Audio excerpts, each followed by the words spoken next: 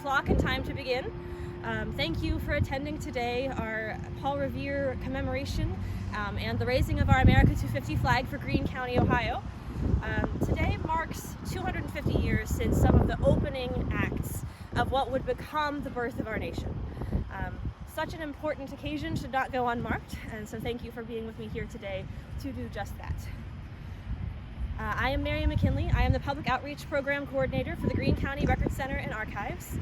Also with us here today we have Commissioner Gould and County Administrator Brandon Huddleston.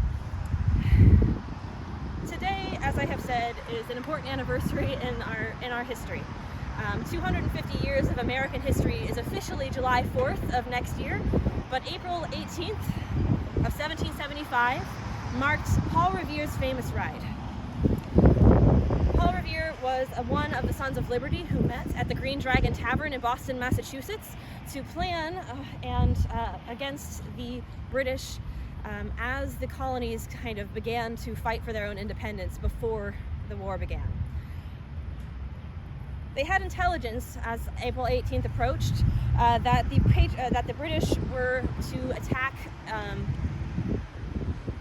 prepared materials at Concord and to arrest several of the patriots in Lexington. To prevent this from happening, Paul Revere set off from Boston to ride to Lexington and Concord to alert them of that danger. He was intercepted along the way and arrested at one point. And he was not the only one who bore the message, but he is the most famous. So yesterday, the Greene County Commissioners passed a resolution in honor of this anniversary. I will read that for you now. Whereas, on April 18th, 1775, Paul Revere and several other patriots, including William Dawes, Samuel Prescott, Israel Bissell, and Sybil Luddington, rode to warn colonial militias of approaching British forces, preceding the battles of Lexington and Concord and marking the start of the American Revolution. And whereas, while often solely credited due to Henry Wadsworth Longfellow's famous poem Paul Revere's Ride, Revere was part of a wider network of riders and messengers who helped mobilize the colonies. And whereas this historic event remains a symbol of American courage, communication, and unity in the face of foreign oppression, and whereas Greene County, in unity with communities across Ohio and the nation, is participating in America's 250th anniversary observance, culminating on July 4th, 2026. As part of this commemoration, the exterior of the historic Greene County Courthouse will be illuminated on April 18th, 2025 at 7 a.m. with 2 lighted lantern replicas that will be displayed in downtown Xenia as a symbolic tribute to this pivotal moment in American history. In addition to this event, Greene County will raise its America 250 flag to demonstrate support and solidarity with this national celebration.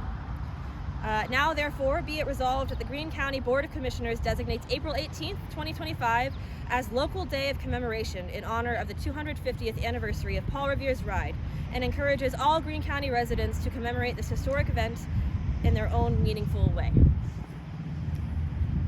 And the resolution is about to fly away.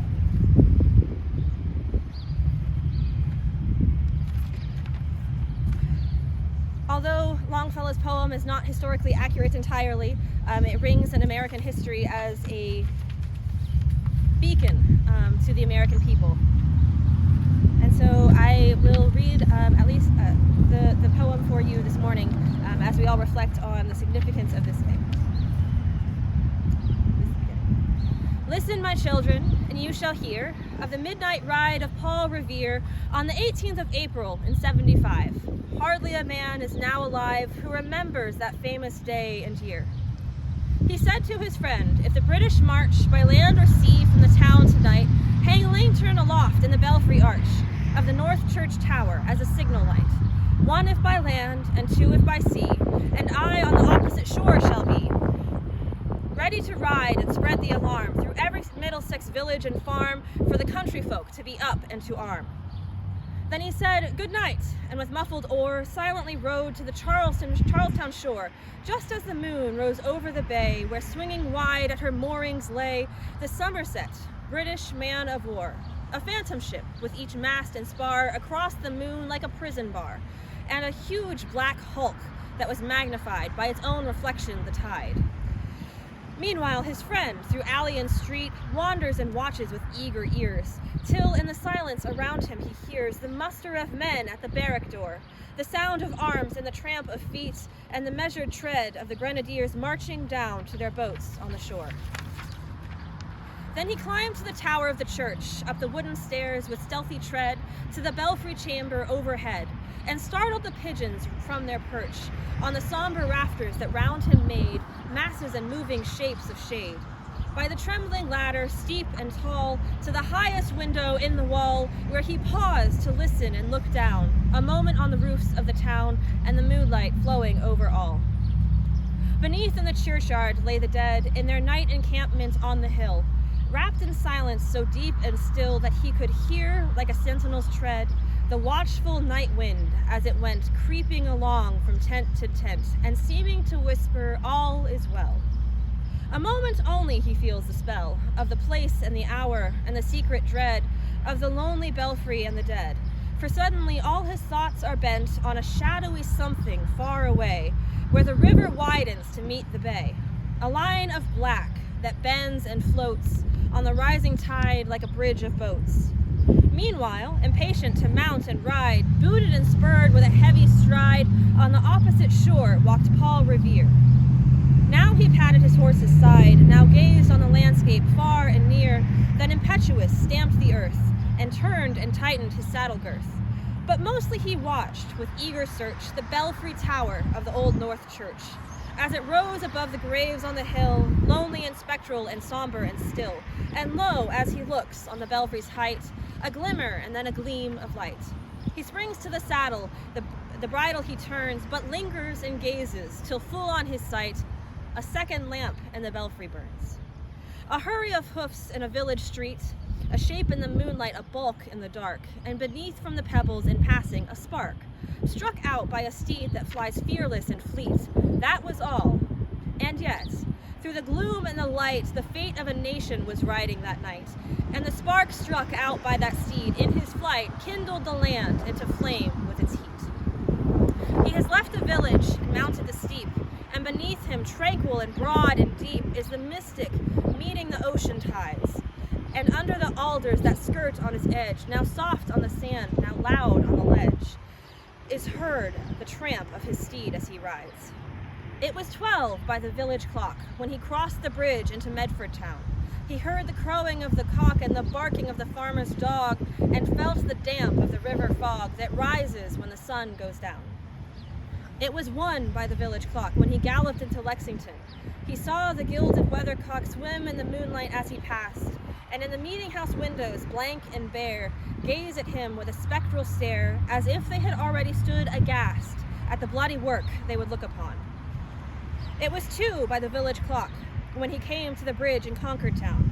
He heard the bleating of the flock and the tweeting of birds amidst the trees, and felt the breath of the morning breeze blowing over the meadows brown. And one was safe and asleep in his bed, who at the bridge would be first to fall, who that day would be lying dead, pierced by a British musket ball. You know the rest.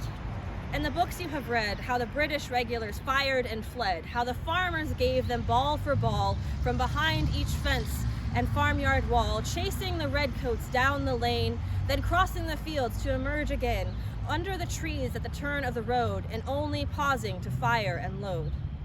So through the night rode Paul Revere, and so through the night went his cry of alarm to every Middlesex village and farm, a cry of defiance and not of fear, a voice in the darkness, a knock at the door, and a word that shall echo forevermore. For born on the night wind of the past, through all our history to the last, in the hour of darkness and peril and need, the people will waken and listen to hear the hurrying hoofbeats of that steed and the midnight message of Paul Revere.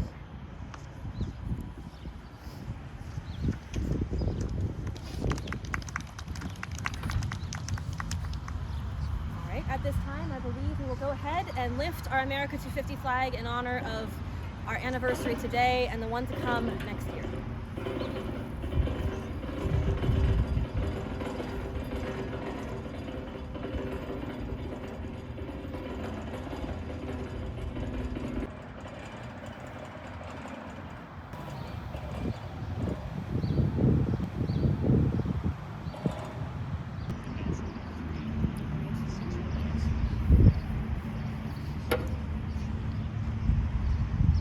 wonderful sight.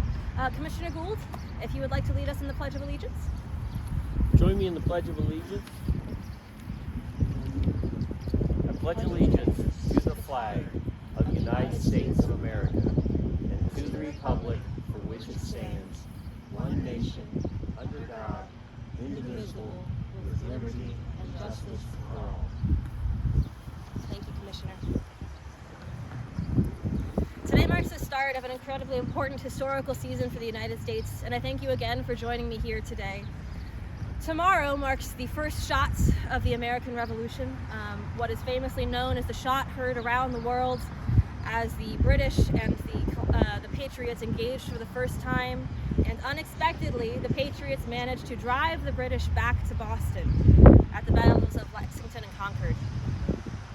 I encourage you all, if you have an opportunity, to display your own two lights, as we will be doing in the courthouse today and tonight, to symbol your show of unity with this great country as we celebrate 250 years of our wonderful history.